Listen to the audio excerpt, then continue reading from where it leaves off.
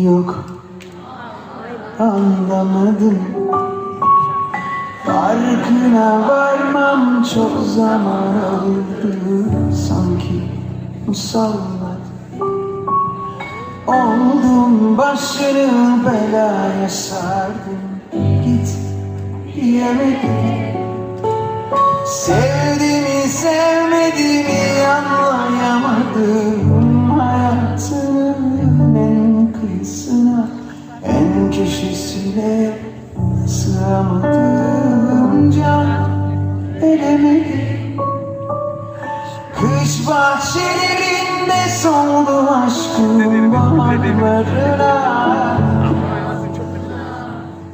yazlarına varamadım.